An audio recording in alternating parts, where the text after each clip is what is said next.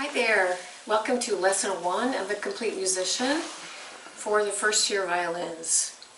I like to have the children together as a group before their first private lesson because we're going to be learning musical elements and I want them to get acquainted with each other. And so there's no violins needed for this class, just the children come, and hopefully it'll be before each one of their private lessons. So our very first activity is going to be a getting acquainted game. It's called Keep the Kettle Boiling, and I'm going to insert a little film clip of some children playing this game so you can see how we do that. Okay, so you kids do what I do was keeping the kettle boiling, all right? So let's keep our kettle boiling, right? Which is a giant hole in the middle. Right. But right now, we're going to keep the kettle boiling. At the same time, we're going to learn each other's names. You ready? So I'm going to start. Okay, you guys ready? We practice this so we can do it. Ready? Go. Keep the kettle boiling, 1, 2, 3. Out jumps Grandma, in jumps me. Stop. Lev. Keep the kettle boiling, 1, 2, 3. Out jumps Lev, in jumps me. Oh, what's your name? Michael. Michael. Keep the kettle boiling, 1, 2, 3. Out jumps Michael, in jumps me. Say your name. Deanna. Keep the kettle boiling, 1, 2, 3. Out jumps Deanna, in jumps me. Julia. Julia. Ready? Keep the kettle boiling, 1, 2, 3. Out jumps Julia, in jumps me. Now, everybody knows everybody's name, right? Yes. So, follow me for Keep the Kettle Boiling. We're going to go no stops. We have to go right around and everybody knows everybody's We will say name. our name this time. What's that? We will say our name this time. No, you don't have to say it because we're only going to, but we're going to know it and we're just going to say it. Ready? Okay, you guys ready? Here we go. And Keep the kettle boiling, 1, 2, 3. Out jumps Grandma, in jumps me. Keep the kettle boiling, 1, 2, 3. Out jumps Lev, in jumps me. Keep the kettle boiling, 1, 2, 3. Out jumps Michael, in jumps me. Keep the kettle boiling, 1, 2, 3. Out jumps Deanna, in jumps me. Keep the kettle boiling, 1, 2, 3. Out jumps Julia, in jumps me. Keep the kettle boiling, 1, 2, 3. Out jumps Jonathan, in jumps me. excellent! The children have become acquainted with each other, and also you can tell that we've been preparing the concept of beat feeling with that. And so I haven't really made it conscious yet, but it's been prepared with Keep the Kettle Boiling. So now I'm going to, after the children have been in a circle, you're going to have them sit down in front of you, probably in a little semicircle in front of your board, just like I am right now. And I'm going to tell the children, you know, there is a queen by the name of Caroline who did something really, really strange. And I want you to tell me what that is. Okay. Queen Caroline washed her hair in turpentine, turpentine to make it shine. Queen Caroline. So what do you think Caroline did? I mean, well, what's turpentine, first of all? So you'll get answers from the children, what they think it is. And of course you can ask them, well, was it a very good idea for her to wash her hair in turpentine? And of course they'll see the humor of that and have that little discussion. And so I want you children now to copycat me. When I say that, I'm just going to have them repeat phrase by phrase back to me as I give it to them. Queen Caroline washed her hair in turpentine, turpentine to make it shine, turpentine to make it shine. Queen Caroline, Queen Caroline. And after we've done it phrase by phrase, and this is typically how I'll introduce a song, is have the children copycat me phrase by phrase, and then we'll put it together. And I'll say it with them, and they will say it with me. But now I'm going to add something while we're reciting it together. Queen, Queen Caroline washed her hair in turpentine, turpentine to make it shine. Queen, Queen Caroline. Now I'll ask the children, what was I doing with my hands? And they may or they may not be able to identify. Some of them will know about beat, but through the discussion they're going to arrive at the idea that what I was doing is I was keeping a beat. And so tell me about beat. What are the characteristics of a beat? Is that something that happens, is it steady, or is it sometimes fast and sometimes slow? Try to identify what the characteristics of a beat is. And then I'll ask them a question, so what else in your world has a beat? And they may come up with, who knows what they'll come up with, whatever it is, it's the right answer. And then you'll say, well, they'll probably typically come up with clock, although I'm not so sure these days if their experience with clocks is, the tick-tock kind. But if it is and they don't know what you're talking about, you can refer them to historical clocks. But I really have never had any trouble with, with that clock answer. And then I'll ask them, so what on your body has a beat? And of course, they're going to say, oh yeah, your heart has a beat. So I'll have them find their heart and then see if they can find their heartbeat. Everybody has to be really quiet to see if they can feel it and hear it. Then, okay, all right, so is your heartbeat something that's steady? Is it regular, or is it sometimes fast and sometimes slow? And they'll come up with the answer. It's steady, it's regular. That's one of the things about beat. But I say, but if you're running, is your heartbeat going faster or slower? Then they know it's going faster. And if you're asleep, is that a slow heartbeat or is that a fast heartbeat? Right, it's a slow heartbeat, so they know, but it's still regular.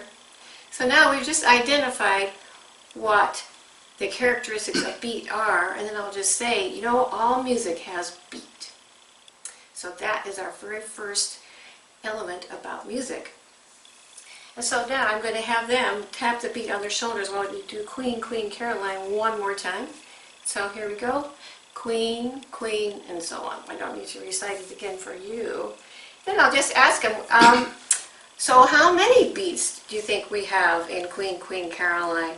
And we're going to make a picture of the beat on the board by using a heart shape to indicate like a heartbeat. Heartbeat. And so they're going to, we'll go through it one more time. In fact, maybe I will just say the words of it and then they're going to count. How many beats are there in this little chant? Okay, so they're going to come up with the fact that there are indeed 16. So I'm going to draw them on the board. I'm going to make the hearts touch each other because that indicates duration of the beat. So there's 4. So I do it pretty quickly. And you notice that this does not have to be perfect hearts. You can tell they're all different from each other. They do not have to be perfect. And so you don't have to worry about your artistic ability. As you can see, I'm just getting that on here really fast on the board. Okay. All right, there's 16 heartbeats. And let's just do Queen, Queen one more time. And I'm going to tap on these beats. Queen, Queen Caroline washed her hair in turpentine. And maybe by this time they can still tap on their shoulders so that they can feel how that beat works. And then I'm going to tell them, so so that's the beat, but I'm also going to tell you children about what rhythm is. So rhythm is the way the words go. So if I were going to show the rhythm of the song, I might tap the way the words go in my hand. So it'll be like this. Queen, Queen Caroline washed her hair in turpentine, and so on. So I usually take the 2 fingers and go in the palm of the hand. It makes a very nice resonating clap, and it's easy. Instead of doing something like that, it's just It's a nice way to do tapping in your hand. Okay, so now what I want to tell you, we can actually write the rhythm on the heartbeats if we know how many sounds there are on each heartbeat. So I'm going to tell you, if there's one sound on a heartbeat, we call it a ta. So here is a ta. And if there's two sounds on a heartbeat, we call it a ti. So you tell me what I should write. So what we're going to do is the children will tell me, we'll just do one line at a time. Queen, queen, queen, queen. How many sounds is this one? One, so it's a ta. One, so it's a ta. Queen, queen, Carol. You're going to discover that that's two sounds, so now what we have is a ti, Caroline. So here we go. Okay, could we say that back in rhythm language, in rhythm syllables? Ta, ta, ti, ta. And then they're going to help me get on the board with the rest of the chant. Washed her hair in turpentine. Turpentine to make it shine. And it's nice to do this one phrase at a time, so everybody's thinking processes have plenty of time. And they get better at this. Queen, queen, Caroline. And then I'll have them listen. Can you tap the rhythm of Queen, Queen, Caroline without really saying the words, but just you're going to hear it in your head. And so we'll do that. And so on. So now they can actually, we're starting to develop their inner hearing while they're learning rhythm. So now we've got the basics. We've learned beat, we've learned tas and titis, and we're going to learn something new here pretty soon coming up. But right now we're going to teach the kids with a new game, and it is called Cherry Pie. Copycat me.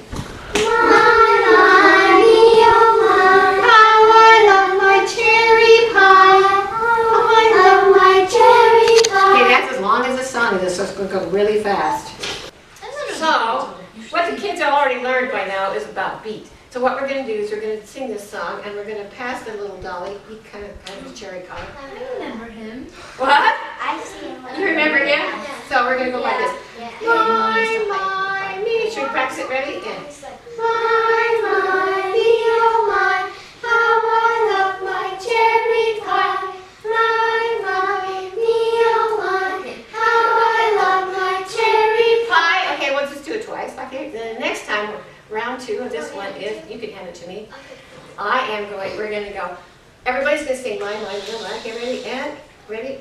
My, me, oh my. Then I'm going to toss it to, then I'm going to stop, and then I'm going to toss it to someone, and she's going to sing the rest, and she's going to sing, everybody's going to think of their favorite pie.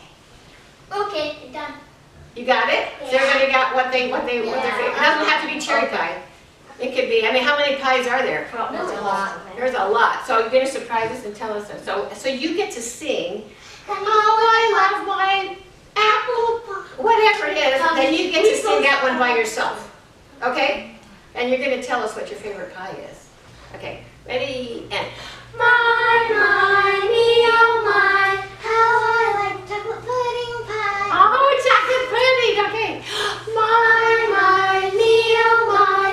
How I love strawberry rhubarb crisp. Oh, strawberry rhubarb crisp. I love strawberry rhubarb pie. Do you? Okay. My, me, oh my. How I love pumpkin pie. Oh, good.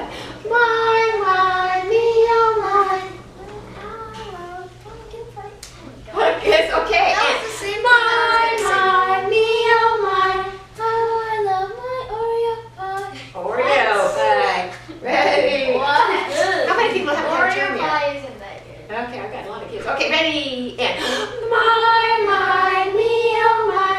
How I love my favorite pie. Okay, so they have just played the game, my, me, oh my, how I love my cherry pie, and you're probably going to notice that there's the beat in there, and I'm going to ask them the question, well, so how many beats are there in cherry pie? So they're going to notice that there's not 16 anymore, right? So they come up with the number 8, so we'll write those on the board.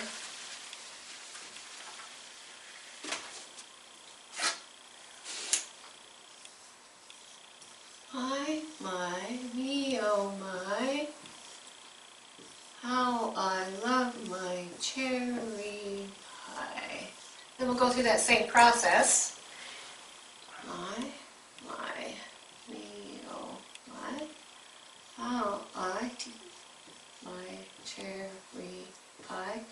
Then they will tap that in their hand as well. And now what I'm going to give each one of them is a beat book. And so the instructions for the beat books are in your manual. You've got a little, all it is about three sheets of this little heart. So you know that the hearts indicate the beat feeling. So they're going to write in their beat book just what we've written on the board here. And I'll have to put, and actually the very first page of it is only 8 beats, and so I like to just use that very first page for cherry pie. So here you go. Here we've got one child, and actually he's got pretty good writing. So can you see this? They're just going to put note heads on there, and if they want to put note heads on, they may, or they can just put the stem notation here. Doesn't matter, whatever they would like to do. This is really good. Anyway, so there's the beat books, and I'm going to be hanging on to these, so this is to provide a place for their rhythm dictation as we need to do it. So they are, each one of them are going to write the rhythm of cherry pie on the first page of their beat books. Next thing, so they're still here with a note in front of me, and I'm going to prepare our next activity with a little bit of, in our next song, with a little bit of vocal play. So it's really important for the children to play with their voices.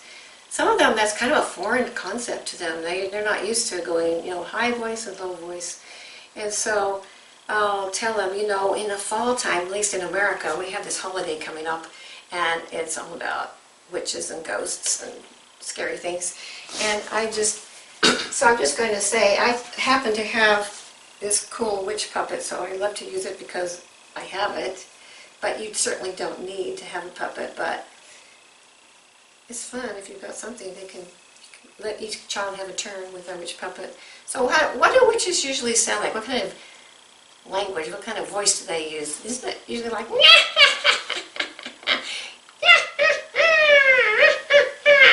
so we'll play around with our voices in these high cackly sounding witch voices. And I'll just give each person a turn of the puppet, but you don't even have to have something as elaborate as that. But look, here's something.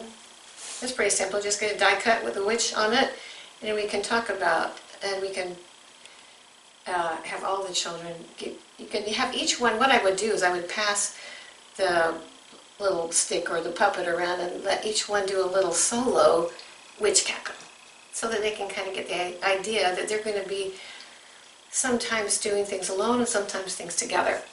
And I'm just going to take, even though this is not in the lesson plan, more vocal play. There's more vocal play than I have in the lesson plans, that if you feel like your students need it, like for instance, they really need to explore their vocal ranges, you can do that. For instance, they could do Queen, Queen Caroline, and if I hold up the witch stick, it's going to be a high cackly voice.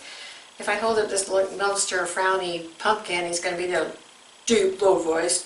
And here's the little sliding around ghost voice. And so I could do a chant like Queen, Queen Caroline, and whatever icon I hold up is what the hell they're going to say it. So how about if we started out with Mr. Pumpkin, deep low voice. Queen, Queen Caroline. And I hold this one up. Washed her hair into time. It's going to kind of follow with her voice what I'm going to do with this. And then the witch cackling sound. You can see what I'm saying. There's different wonderful things that and if you look out there in the Kodai world, you'll find a lot of different things that can be done in terms of vocal play. So depending on what your children need, as far as their ability to explore their voices, You can insert this activity in a lot of different ways wherever in the lesson plan. So that leads us now to the game Old Mother Witch. And here you are, you're going to get to see it live on tape. How many of you have played with my witch puppet already today? I played it with earlier. So I want you guys to all do a witch cackle for me.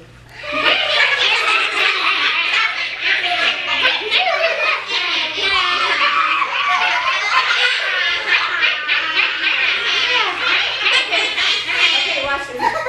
Hello, boys and girls. Thanks for coming today. Anyway, did you hear how everybody's witch cackle was just kind of up there? Right?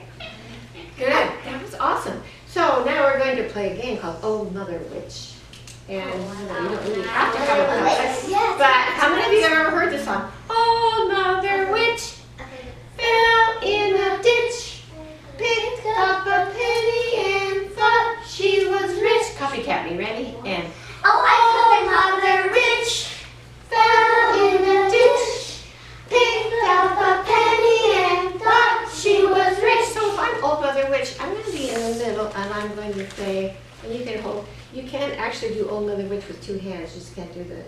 But you're gonna make Old Mother Witch act out those words. So if I'm going, Old Mother Witch fell in a ditch, you can do better Foley than I can. Picked up a penny and thought she was rich. You think you can do that? Okay, and then when I'm going to come in, I'm going to go, are you my child? And Deanna's going to sing, yes, ma'am. Sorry. Yes, ma'am. Can you sing that? Yes, ma'am. Then I'm going to go over to Donovan. Are you my child? You say yes, ma'am. Yes, ma'am. Now, when I go over to Ginny, number third person is going to be, she's going to say, no, you, me, don't pick on those witch, or whatever insult she wants to give. Okay. And then, what's going to happen is she is going to run around the circle, so it's the chasing game, and I'm going to chase after her, and I'm going to try to catch her before she gets back. Ready? Go. Wait, so the third person? I'm going to be able to catch whatever. So And then she's going to be Old Mother Witch. Yes. Okay, ready? Wait, so the third person. So the third person is, so yes, ma'am, no, ma'am. No, I'm sorry, I get Yes, mixed up. ma'am. Yes, ma'am. Yes, Yes, ma'am. And then the No, ma'am, then the chasing. Right. Okay, you guys ready? Yes. Okay. Oh. So you get to act out. Okay, but remember, I need everybody singing with me. Good singers. Ready, and Old Mother Witch fell in a ditch, picked up a penny and thought she was rich. this All is right, Are You now, My Child? Are You My Child? Are you my child? You can sing, Yes, Are You ma'am. My Child? Sing that part. Are you my child? Yes, ma'am. Oh my gosh. Are you my child? Yes, ma'am. Are you my child? No, ma'am.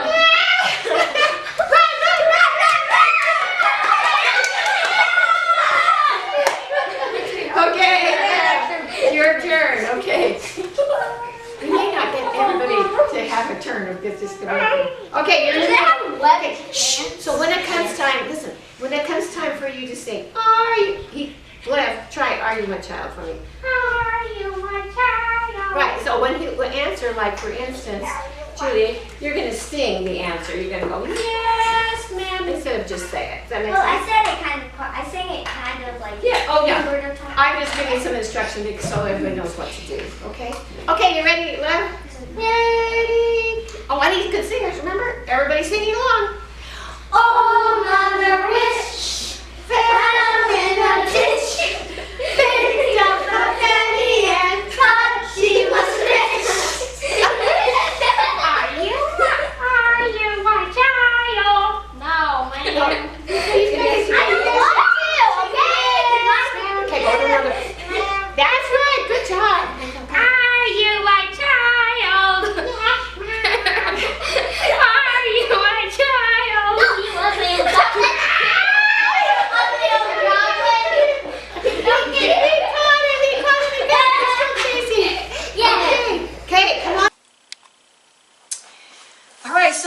everybody's gotten a turn, hopefully, in being the witch, an Old Mother Witch. It's kind of a fun chasing game. And it's also kind of a nice little chance for the kids to do a little bit of a solo back. They just don't know, because there's one person saying, "Are you my child? Yes, ma'am." And yes, ma'am, and no, ma'am. So you can kind of tell where the children are, both in Cherry Pie, those activities, and in Old Mother Witch, where each student is vocally and so in the way of their ability to handle their voices. Anyway, so I'm going to ask them the same thing. We're only going to take the first 2 lines of Old Mother Witch, which is actually the first 2 phrases, first part. Anyway, and we've got another 16-beat song, and then we'll all have them sing it. Old Mother Witch fell in a ditch, picked up a penny and thought she was rich. Boys and girls, what did you find out when I was tapping? Was there a sound on every one of those heartbeats? No. So we just discovered that there's an empty beat, right? And so what we'll do is we'll have them say back to me what is the rhythm, and they'll figure it out. Old Mother Witch. We'll come up with ta-dee-dee-ta. And then I tap, but here's this empty beat. So I need to put something there because it's a beat. And maybe some of them will have played piano, they'll know, they'll just tell me. But if they don't, then we'll just call it, what we call it is a rest. And a good way for them to write a rest is just like a backward Z that's kind of gone to the beauty parlor and curled on the ends like that. But you know, there's a lot of variants of rests in music, generally speaking, so there's a lot of variation of what a quarter rest looks like. So I kind of give them some guidelines along the way, and they are actually pretty good. Okay, so Old Mother Witch, rest, fell in a ditch. Okay, this is the way I do it. Picked up a penny and thought she was rich. So how many rests do we have? We have those 3. So another element, actually we've learned a lot of elements in this very first lesson, but now we're equipped to do a lot of things with those elements. We learned beat, we learned ta, quarter notes, and we learned titi, the 8th notes. And of course, I think in our discussions before in preparing, the reason we use those French syllables is because they indicate duration. It wouldn't work for us to say quarter note, 8th note, 8th note, quarter note, okay, because we only want one sound. We don't want all those other sounds. Okay, I think you get that. All right, so we'll tap that rhythm, and the motion in our hand when we're doing that would be just throw it away. Ta, dee, dee, ta, throw it away. So there's always a motion of some kind during the rest, and we're going to apply that to the violin too when we have rests in the music. So I will have them tap it out, and then for the rest just throw it away. So after having learned all those elements, then we have a listening experience, and let's see, what we're going to do is we're going to listen to the Haydn Clock Symphony, and this happens to be Symphony 101, turns the clock. I think the Andante movement is the 2nd movement, but first of all I'm going to tell them a little bit about Haydn, so surely you can find it. Just come up with a picture of Haydn. Here we go. And I'm going to tell them a little bit about when he lived and where. Fortunately, I have this wonderful picture of Esterhazy because I was there. It's awesome. And any other information, there's plenty of information for you to get, but you just want to give them a little bit, but so they kind of get the idea of the time period and the fact that Haydn, that was his job, was to write music for the court, for the nobility. And they have a lot of hired musicians. And anyway, some cool stuff, but not too long. And then you're going to play the music for him, and then, so I'm going to after I've introduced Hayden, I'll just ask them, so they'll listen. And usually when you have a listening excerpt, it's not going to be any more than a couple of minutes. That's plenty.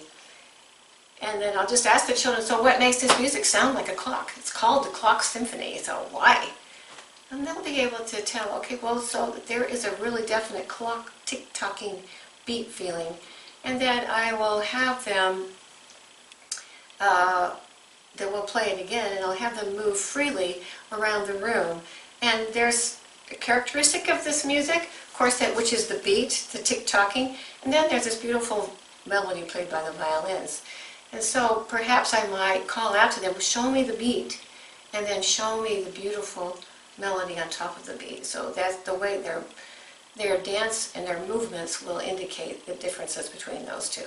And if you have some children who are reluctant to go out and dance in front of anybody, or you know what, I will just have them sit by me or just sit here thinking, you just show me somewhere on show me the beat somewhere on your body. It could be on their shoulders, it could be on their head, it could be anywhere, so that I know that they are feeling that aspect of the music. And so that's the end of the first lesson. So the children have learned a lot and had a good time. So now we're going to get ready for their first private lesson.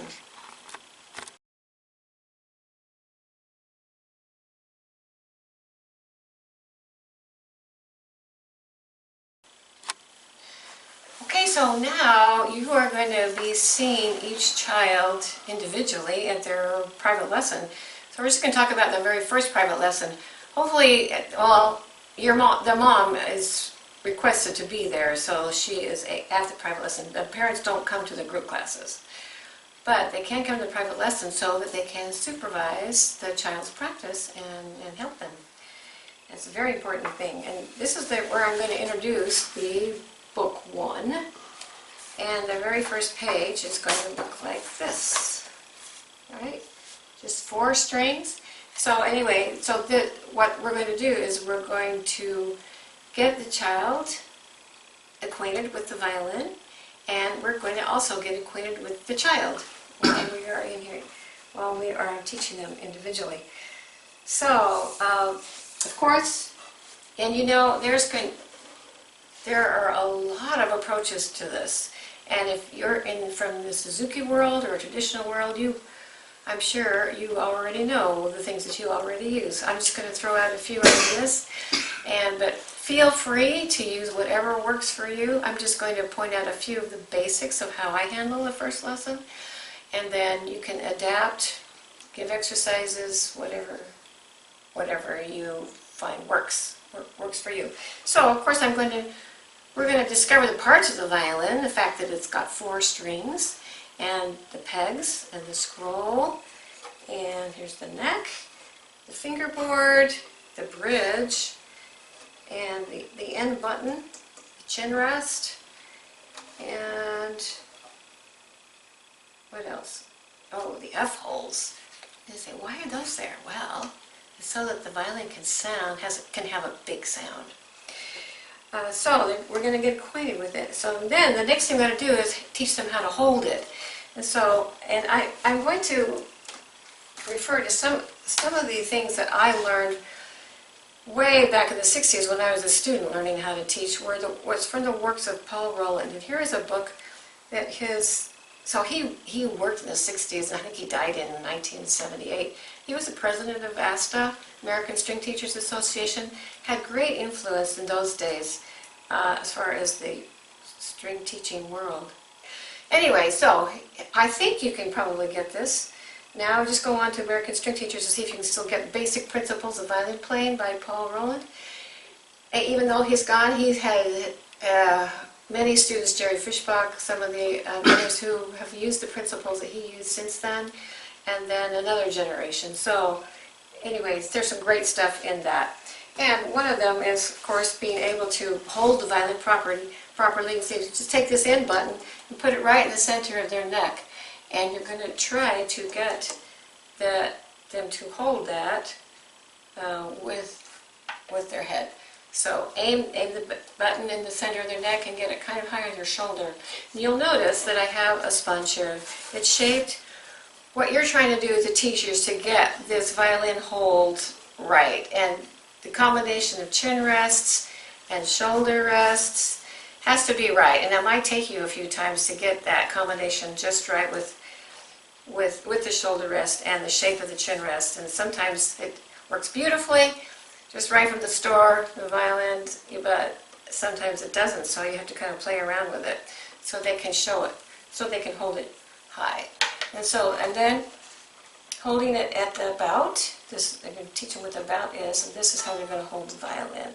And Paul Roland had a little exercise called the Statue of Liberty. Some of you might remember that, where the kids hold it out in front of them and then turn it up and then put it on their shoulder and then head down and then no hands.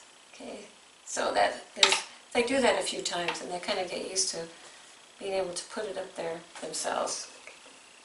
And so now the first activity, well, first of all, on that very first page, you're going to notice that there's 4 strings and they each have string names. And we're going to notice that the thickest string is also the lowest.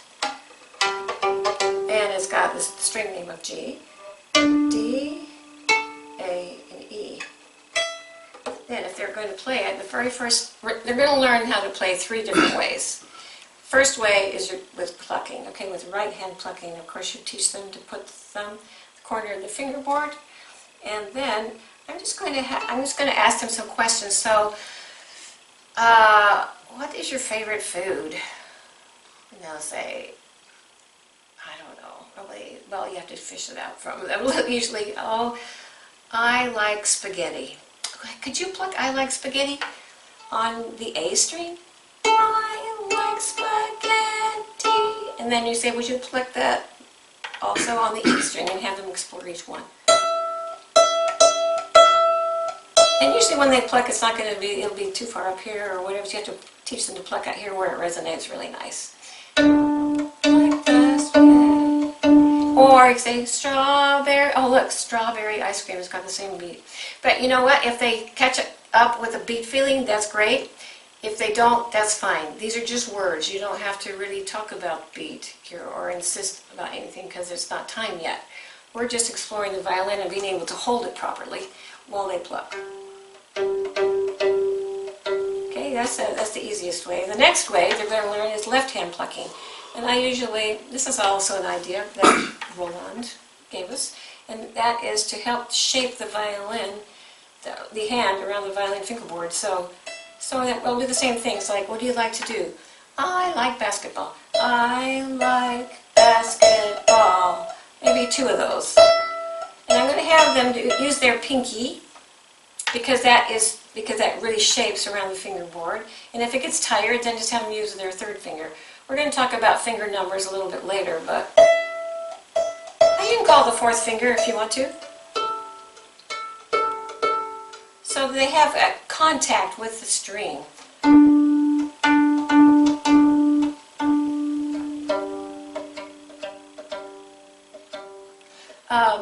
The method called color strings, which was developed by the Silvai brothers in Finland. They were Hungarian, gone to Finland. Uses a lot of this left-hand plucking stuff too. He's also an advocate of Paul Roland's work. So it's great to see how great pedagogues have influenced each other over the years. So this left-hand plucking is really great for shaping the hand. And the nice thing about having the hand here is it's not so tiring as it is holding the violin down here. There's better leverage there for starters. All right, so using the pinky finger or 3rd finger and then identify it. So every time I'm going to refer to a string, I'm going to refer to its name. So that orally, they're being able to attach, okay, the highest one is the E, the lowest one is the G. So the harder ones are the ones in the middle, but the more you start, work on these, the more they're going to get the difference between the 2. In fact, sometimes then I'll say, when I come to the end of the first lesson, I'll say, I want you to close your eyes and I'm going to pluck on a string, and I want you to tell me, I want you to guess and tell me which one it is. So they're actually learning their string names right away from this very first lesson. And then of course, we've got left-hand plucking, we've got right-hand plucking, and then, of course, it comes to the bow. So, of course, we'll talk about parts of the bow, the stick, the hairs, maintenance, not touching the hairs with your hands. Talking about rosin, about the frog. I say, does that look like a frog to you? No, but that's its name. And here's the tip. And before, you can put bow to string. You have to teach them how to hold it, right? And so this is the way I do it. You're welcome to use whatever ways that you are familiar with. This is just one way. So I'll just have them, because I really want their bow hand relaxed. I don't want it to be tense, stiff. So I'll just give it to them as a dead fish. Dead fish, and I'll have them turn that dead fish so the thumb is facing the floor. Turn, circle. So I'm going to have the thumb go into that first crease and make a circle. Okay, then I'm going to put the stick in here, and I'm going to put that thumb right next to the bump in the frog. And then this finger goes over the eye of the frog. This first knuckle goes on top, and pinky, of course, is like a birdie sitting on a branch. This is on top. All right? Then I'll have them just do that little routine. Dead fish, turn, circle, stick, and the other fingers go down. And then the whole object of being able to move in this position, you're going to give them a few exercises. Like, for instance, here's the windshield wiper, right? Probably seen that. The whole idea, trying to keep that pinky on there. Okay, then there's rocket ship. Some of you will recognize these as old roll-on stuff. I like to use rocket ship when I'm talking about up bows and down bows, but we'll talk about that later. Here it is up, and here it is down. And then, steadying the tip in your other hand is iron the clothes. You know, in America we don't do too much ironing, but I just taught this in Ghana, and they do a lot of ironing, so those children can actually get this part. You see now, you iron the clothes, and that's going to teach them how to bend here. Okay, so we've got some of these exercises, and then we're going to put bow to string. And again, a roll-on activity is to roll the arm like this, so they can tell that the elbow is going to be following each string and noticing that there's a hinge right here. Another thing I'd like to do is make sure that they feel the 3 drops. Here's the 3 drops, and I'm feeling the arm weight on the string. The 3 drops is shoulder, down, elbow, and I want to have them rest their elbow in my hand, and then your hand. So shoulder, elbow, hand, the 3 drops, and keep that shape going and feel real heavy on the string while they do rolling the arm. And then, if I get this far on the first lesson, some children, I mean, in a half an hour, you're not going to get this far, but others, you might. So, hopefully, if not, then you just do it on the next private lesson. But, Old Mother Witch. Oh, wait a minute, we're not going to do TTs yet. That's coming up, so we're just going to do, just do some taws and rest. So, how about like this?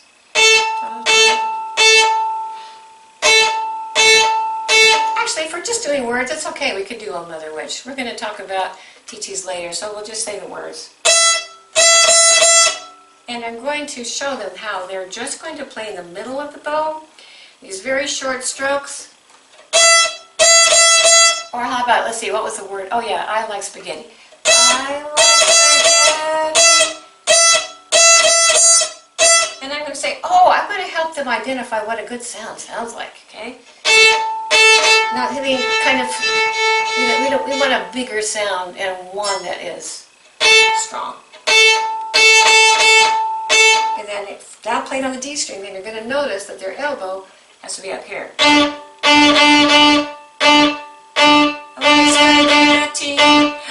I like.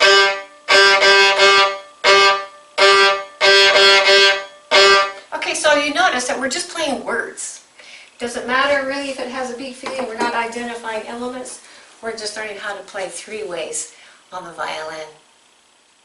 See you later.